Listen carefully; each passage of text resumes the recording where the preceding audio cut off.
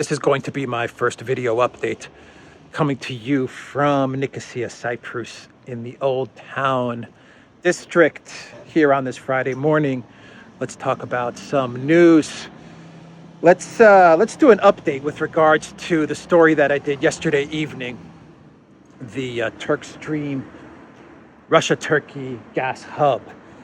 And we have an interesting development as Putin was offering this deal to Erdogan to create a TurkStream gas hub, which would essentially control the supply and the price of gas heading into the EU, going towards Europe. We had pretty much on the same day that all of this was being announced, we had, according to the Kremlin spokesperson, Dmitry Peskov, a sabotage event aimed at, you guessed it, TurkStream. According to Peskov, a statement that he made the other day, he said that the Kremlin, that Russian authorities, they have caught various saboteurs. Let's walk this way. It's like abandoned areas almost.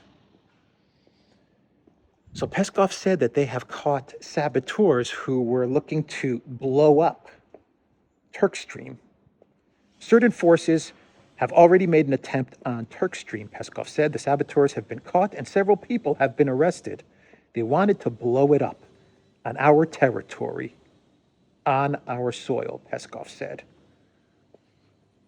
So Russia now has, according to Peskov, they have a bunch of saboteurs, terrorists, who wanted to do to TurkStream what was done to Nord Stream 1 and Nord Stream 2. Very interesting timing. Very interesting timing in all of this. So let me know in the comments down below, what do you think is going on? Let me throw out some possible scenarios that come to mind. Let's think here. The day that Putin announces that Russia would like to enter into some sort of, Russia would like to offer a type of gas hub to Erdogan, Turkey, and TurkStream, we get this news of saboteurs trying to blow up TurkStream. Now, I can see two things taking place here. Because of the timing of all of this, I would say that this is either a clever Russian ploy, right? They're using what happened in Nord Stream 1 and Nord Stream 2 and the timing of this proposal to Turkey. They're using this to, it's a dead end here, and there's soldiers over there, so I don't want to film the soldiers. So they're using this this timing with everything that's happened to go to Erdogan and say, look, Tayyip, they destroyed Nord Stream 1 and Nord Stream 2. They're trying to destroy, and when I say they, the collective West, right? They're trying to destroy Germany. They're deindustrializing Germany. Now they're looking to target you, TurkStream, your country, your economy. Here it is. We've got the saboteurs. These are the guys that are trying to do this.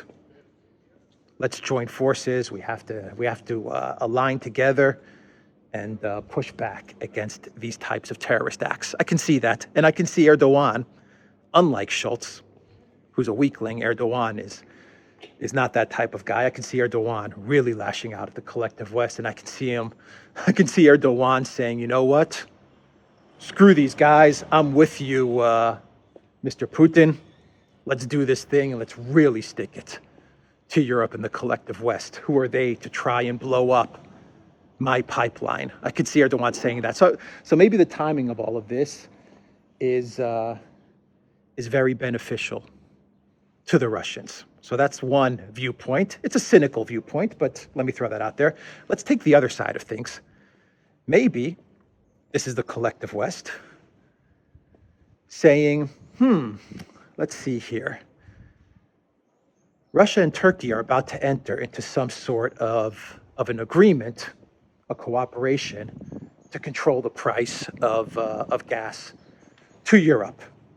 We didn't allow Germany to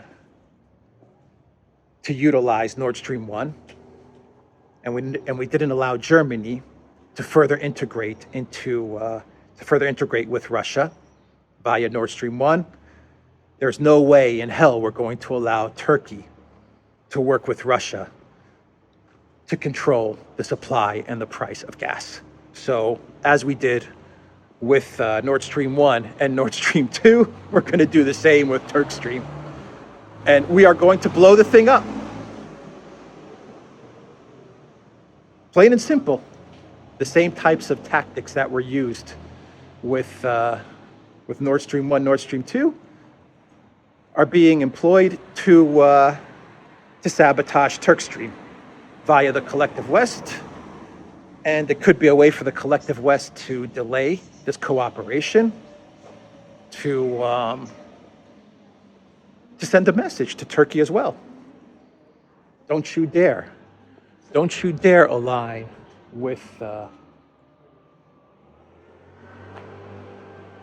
dead end this way, because over there is the Turkish area, the Turkish occupied north is that way, and so we're going to have to walk up this way. They could be saying, don't you dare align with Russia. We're going to send you a message by blowing up TurkStream, and this is a warning. Don't you do it. And there could be more than a warning. This could have been like a serious act of terrorism, aiming to really blow apart the pipeline. Create enough damage so that it would take years to fix, say. I don't know. We have to get the details of what's going on. So, those are like two scenarios just off the top of my head. Let me know in the comments down below what you think might be going on. I will say this, if the Russians do indeed have saboteurs in custody, it would be interesting to learn more about who these people are, where they came from, what they were planning to do. That would be some interesting information to take a look at. Let's see if the Russians actually do provide us with some info with regards to this TurkStream sabotage event. So from TurkStream, we can move on to Macron and nuclear weapons, because the collective West continues to go on and on about nuclear weapons and Russia using nukes in Ukraine. And it's the collective West that continues to talk about this, not Russia. The collective West, 24 hours a day, 7 days a week, can't stop talking about Russia using nukes in Ukraine. And before I get to what Macron said, I just think to myself, the collective West seems so obsessed with this Russia using nukes in Ukraine narrative that I just can't help but thinking that the collective West is up to something, right? Because they keep on going on about this over and over and over, like a broken record. Every day, Russia nukes in Ukraine, Russia nukes in Ukraine. And Russia says nothing. Russia doesn't talk about this unless they're responding to a ridiculous claim from the collective West. That's the only time they talk about tactical nukes. But I just can't help but think the West is up to something, man. They're up to something. I don't know. I hope not. God, I hope not. I just hope this is media spin and optics and BS, but they just go on about this nonstop. Macron is the latest to talk about tactical nukes being used in Ukraine. But Macron, he said something that's going to piss off the globalist elites. He said that that if Russia were to use tactical nukes in Ukraine, France would do nothing, because it goes against France is security and military doctrine. In other words, unlike other European and collective West leaders, France would not retaliate against Russia should nuclear weapons be used. And when France said this, and when Macron said this about France, it was during a TV interview. When he said this, the entire collective West had a meltdown, like a meltdown. Ben Wallace, the UK defense minister, he was very upset with Macron in his statements. How could you say this, Macron? How could you not want to retaliate against Russia if nuclear weapons were used in Ukraine? Why would you not want to start nuclear Armageddon in a World War III? That was like Ben Wallace's response. Francois Hollande, the former president of France, said the same thing.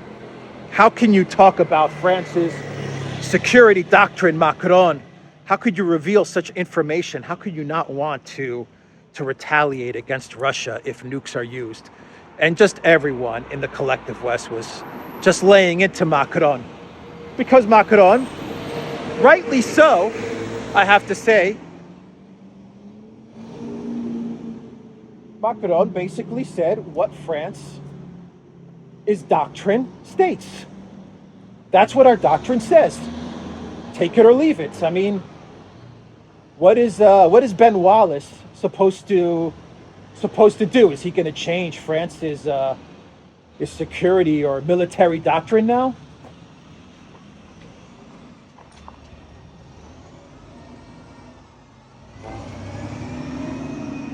See, walking around Nicosia, there's all kinds of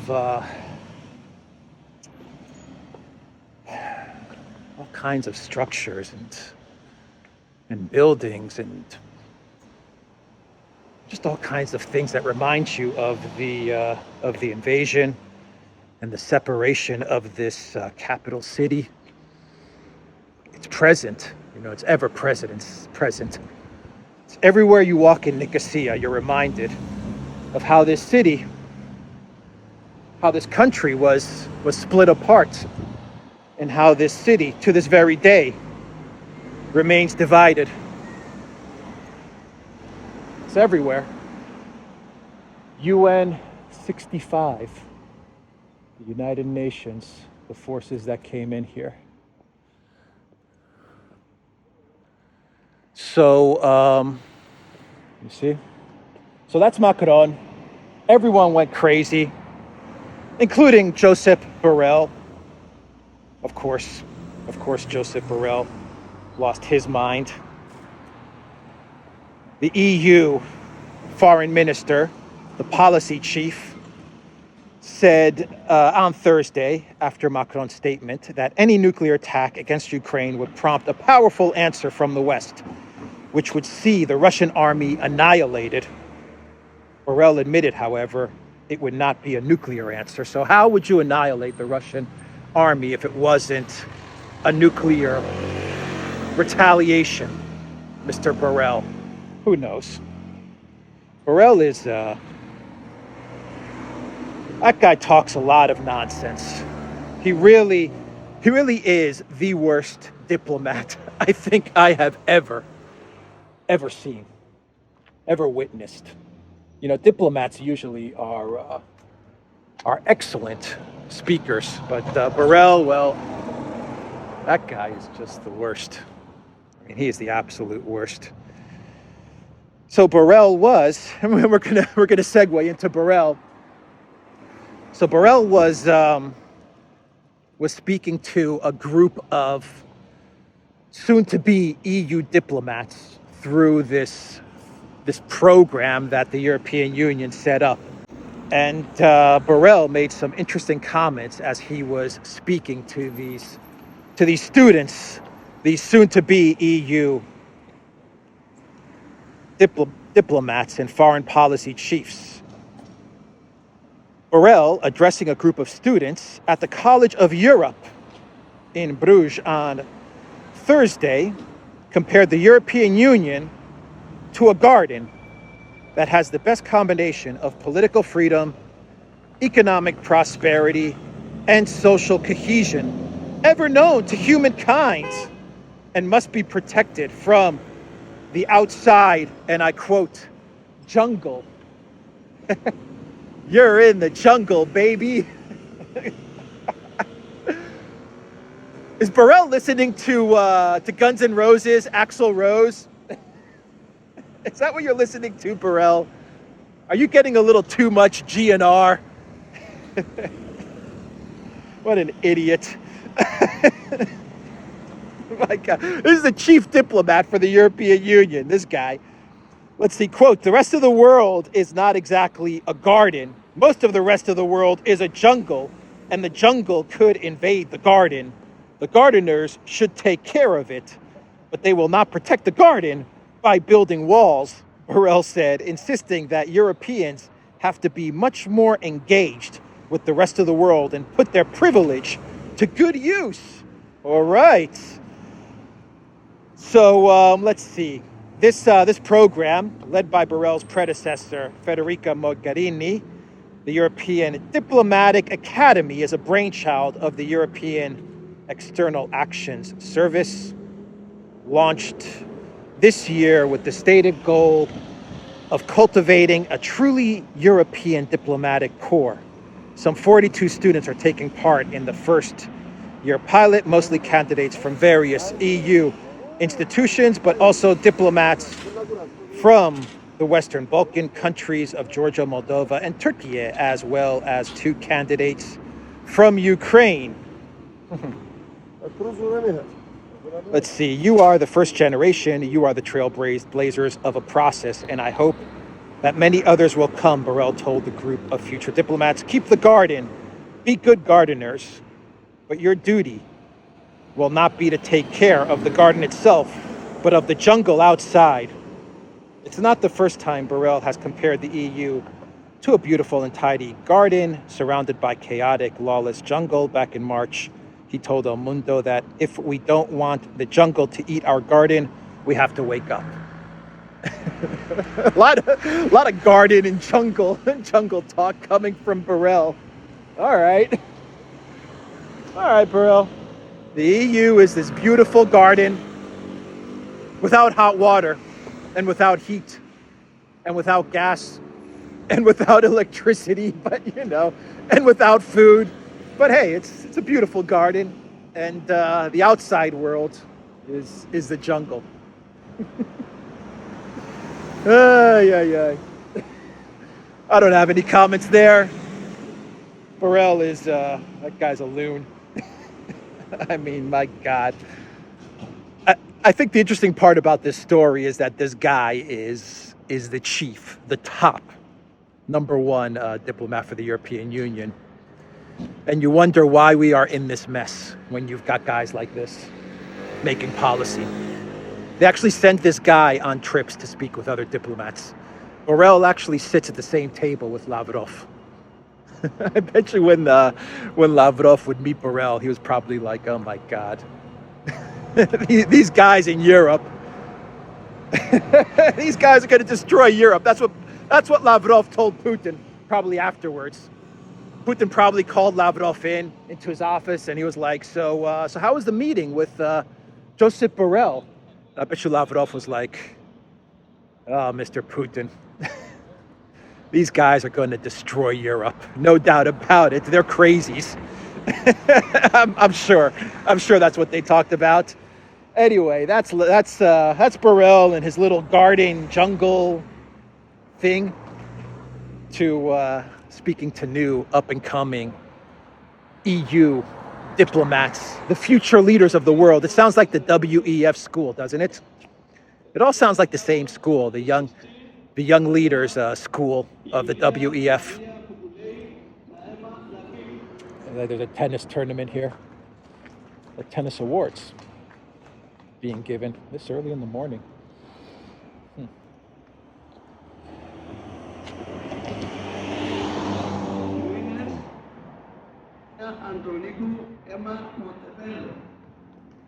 Okay, let's do a final story, which will segue nicely into clown world territory. And this has to do with Starlink and SpaceX and Twitter and, of course, Elon Musk. So CNN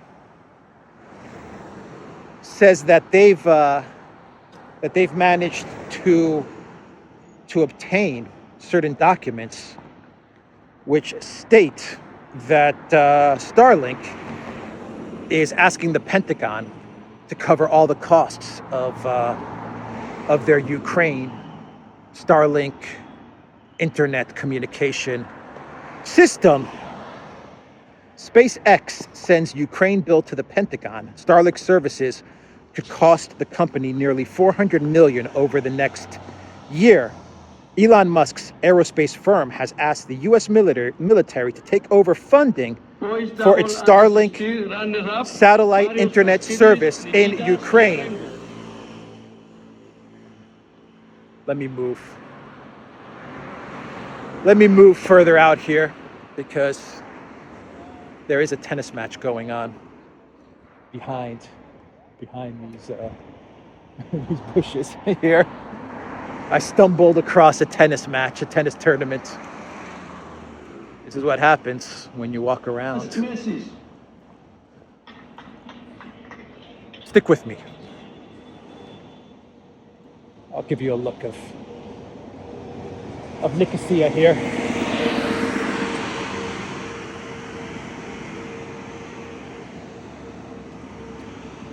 Okay.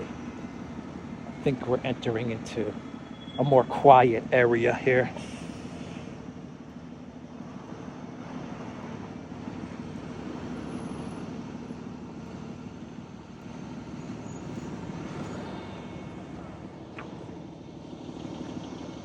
Clay courts, the best.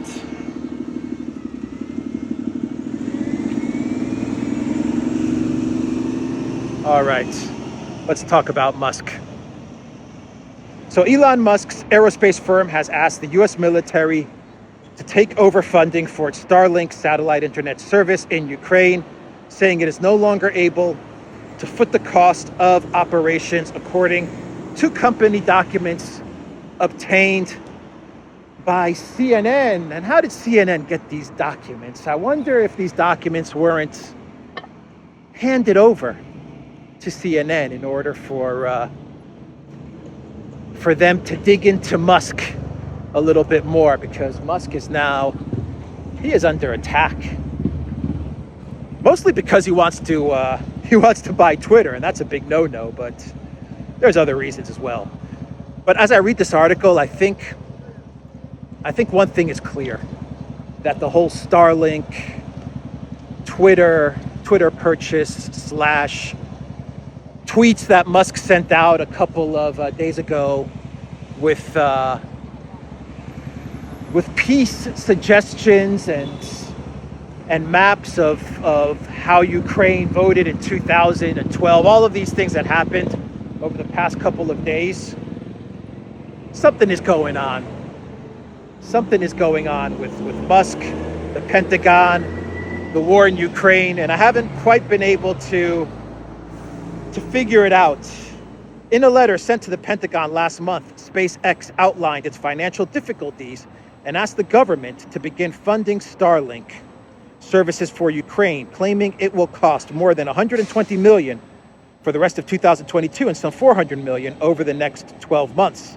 We are not in a position to further donate terminals to Ukraine or fund the existing terminals for an indefinite period of time, SpaceX's director of government sales said in the letter.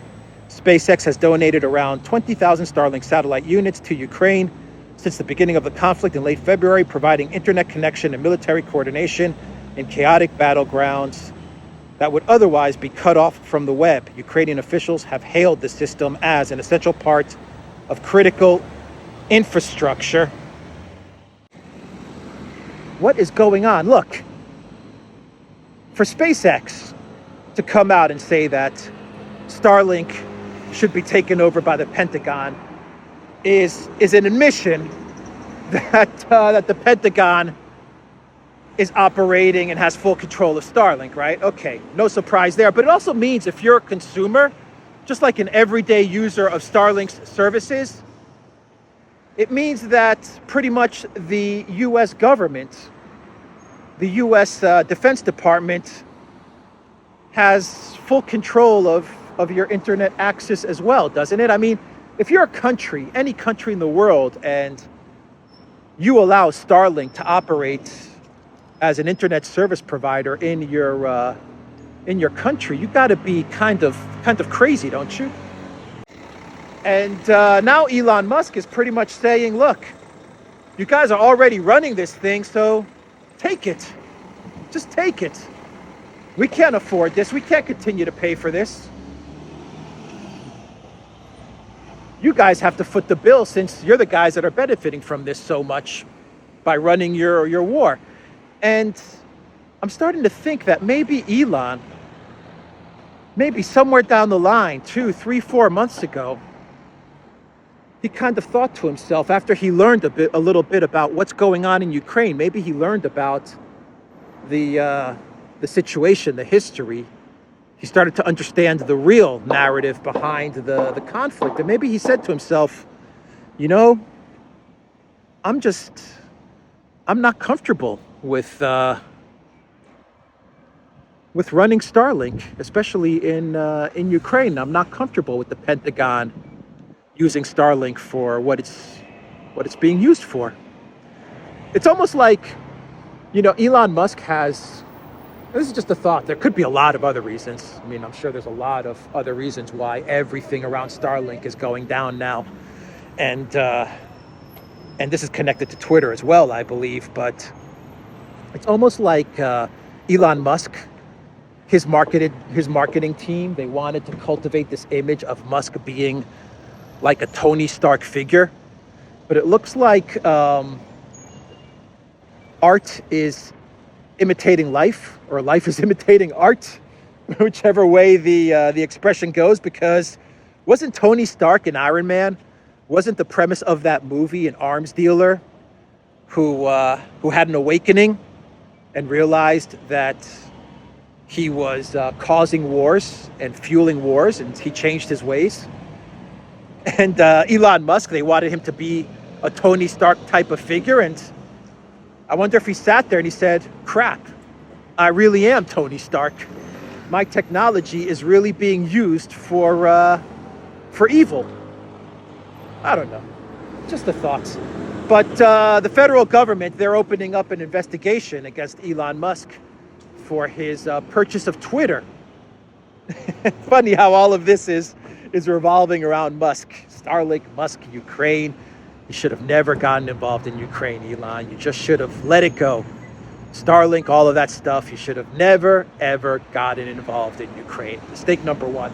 But now he's under investigation for his purchase of Twitter. And of course, the collective West, the deep state, all of these forces, they obviously don't want Musk to control Twitter. That's obvious. But this could also be a type of message to Elon with regards to Starlink. Maybe all of this is connected, and actually I'm positive all of this is connected in one way or another. No doubt about it. I just can't quite figure out where all of this is going. But it's going somewhere. So they are going to try and put an end to Elon Musk's attempts to purchase the deep state sponsored Twitter platform. And we'll see where all of that goes. My God. What an incredible story this has turned out to become. So since we're talking about Twitter, let's do a clown world and talk about AOC. Did everybody catch the AOC town hall meeting in the Bronx where AOC was called out by these two young I would say, progressive activists, I guess you could call them. Definitely activists, anti-war activists, that's for sure. They called out AOC for her support of the war in Ukraine. And one of the young gentlemen, I believe his name is Jose, I forgot his last name, but I want to say Jose Vargas is what I want to say, but I'm not sure. Anyway, he tweeted out the exchange between himself and AOC at this town hall event. And he put it on Twitter, and guess what happened? He was put in Twitter prison for 24 hours. So this young political activist, just a young guy with not much power in the world, calls out one of the most powerful people in the United States, calls her out for her support of the war in Ukraine, which is very anti-liberal, anti-progressive. To be in support of a war goes 100% against what it means to be a liberal or a progressive. Anyway, he calls her out, and he's the one that gets punished on social media. Upside down world, unbelievable. But I also saw Tucker Carlson's monologue where he talked about this exchange between these activists and AOC. And this is kind of like a clown world extra, because Tucker Carlson, he had a 20-30 second segment during his monologue where he's calling out AOC for her hypocrisy, being supposedly being a progressive but being pro-war. And actually Tucker Carlson uses the word, I believe he called her, I want to say, a sneaky neocon operative. I'm not sure if that was the word that he used, but he definitely used the word neocon operative. Anyway, during his monologue, he gets into like this 20-second segment as he's talking about AOC, where he talks about Zelensky. And I'm going to play you some of that monologue, because Tucker Carlson just goes off on Zelensky and the fact that Zelensky is always asking for money and weapons and all kinds of things. And Tucker Carlson, I mean, he went off on Zelensky. He even cites his famous green shirts. And anyway, let me play the video, and I'll come back. The scope of this year's support should be not less than $5 billion. What? Some uppity foreigner in a t-shirt demanding money for his critical economic needs? We have critical economic needs too, buddy. Who are you, troll? Go away. What? Since when does that guy have a claim on our treasury? And as our economy degrades and our border is gone, that guy's lecturing us with some Christmas list like, I want this, that, and I want a bicycle too. You better send it quick. Really? Up yours, buddy. So that was Tucker Carlson. He was really digging into Zelensky, and wow. I don't think Tucker likes Zelensky very much, to be quite honest. I don't think he likes him at all. Anyway, that is the video, guys. TheDuran.locals.com. Check out Alexandra's channel. Check out the Duran's channel. Look for us on Rockfin as well. The Duran Shop, 10% off. Use the code GOODDAY. Take care.